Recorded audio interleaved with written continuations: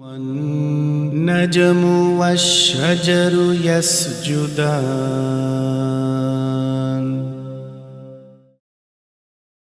أعوذ بالله من الشيطان الرجيم بسم الله الرحمن الرحيم رب اشرح لي صدري ويسر لي أمري. In ayat number 6 of Surah Rahman, Allah SWT mentions two other creations of His, Najam and Shajar. The word Najam has two meanings. The first is a plant without stem like grass, and the other is a star.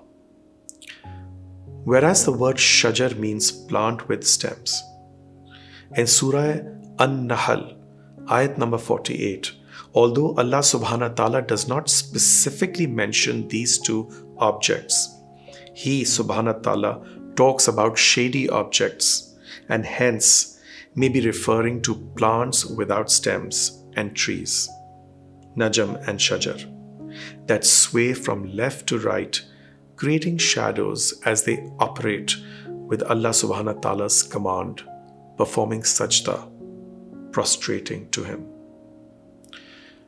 The act of sajda called sujud is being obedient, subservient, and powerless by surrendering to the will of Allah SWT. The sujud shows an act of humility as one lowers oneself to Allah SWT. It is this act of sujud that Allah is highlighting to show us that if other creations are in sajda to Him, then why do we, humans, not willingly also surrender to His will? Allah is also subtly telling us that we should not become star or plant worshippers as they are in constant sujud to the Almighty. The word yasjudan in ayat number 6 of Surah Rahman means prostration to Allah subhanahu wa ta'ala alone. Although there is a difference of opinion between scholars on the meaning of Najam, my personal opinion is that Allah subhanahu wa ta'ala is referring to stars and not plants. This can be deduced on the logic what comes before and after Surah Rahman, as each surah connects to the other in the sequential order it has been placed by Allah subhanahu wa ta'ala, and many surahs are paired together. Surah Qamar, which precedes Surah Rahman, also talks about how Allah subhanahu wa ta'ala will destroy planets and stars by breaking them into smaller pieces. And in Surah Waqiah, which comes after Surah Rahman and is paired with it, in ayat number 75, Allah subhanahu wa ta'ala mentions His greatest oath as He swears by the positioning of the stars. A deeper perspective of the example of the stars and plants in constant submission to Allah subhanahu wa ta'ala is to note why Allah subhanahu wa ta'ala chose these two creations over others. The addressees of this surah were the Quraysh, who are in constant denial of Allah's message. Allah subhanahu wa ta'ala gives them this particular example to draw their attention as they were extremely fond of stars and the trees.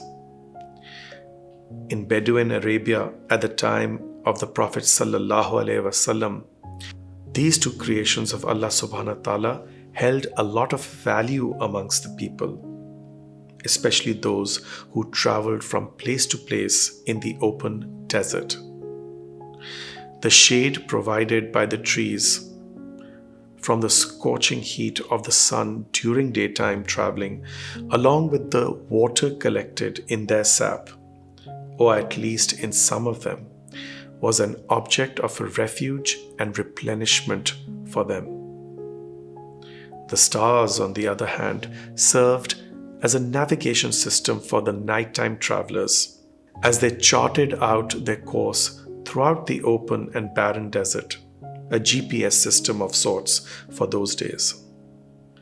The reference to the navigation of the stars to help reach our destination is analogous to the revelation of the Quran to help us achieve Allah's guidance has been mentioned by Allah SWT in Surah Waqiah, ayat number 77. And that is why Allah SWT mentions twice in Surah Waqiah on the significance of His swearing on the positioning of the stars. Allah's mention of stars and plants in ayat number 6 of Surah Rahman should automatically turn us towards shukr, gratitude, for their existence in our lives. That they too have been created for our help, and hence we should be grateful to our Creator, the Ar-Rahman, who is ever so mindful of our needs. So, we should also then be in constant submission to Him alone. How can we achieve that? We do so by looking at the stars. Just as the stars help us navigate through the darkness of the night, the illuminated Quran is our navigation guide through the darkness of our life journey here on earth.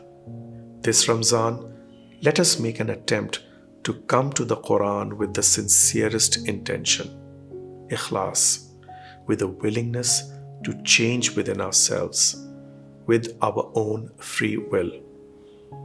Only this can allow us to initiate the process of submission towards Allah SWT by first letting go of the false gods that reside within us, and only then can we make place inside of it for Allah SWT.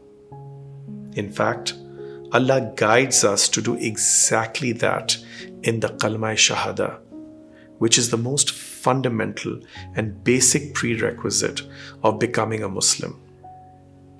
In the Kalama, the La ilaha has to happen before the illallah to take place. The former first being a negation of all false gods, and the latter being affirmation of Allah SWT as our one true God only. Think about it. Why is Allah asking us to negate others before affirming Him? Should it not be the other way around? Allah SWT is well aware of human nature, and in the light of that characteristic of ours, He commands us to negate first. But unfortunately, we do not take heed of the importance of this and skip the La ilaha and go straight to the illallah, and hence fail most of the time. We immediately go for the do's and either skip or half-heartedly attempt avoiding the don'ts, most of the time, begrudgingly, as that is easier for us to achieve.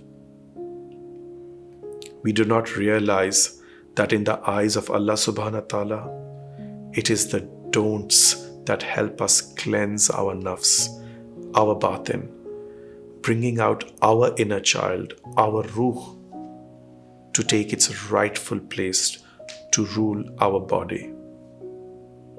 Until our nafs, our ego, does not submit to our ruh, our spirit, in sajda, we as humans cannot submit to Allah subhanahu wa ta'ala.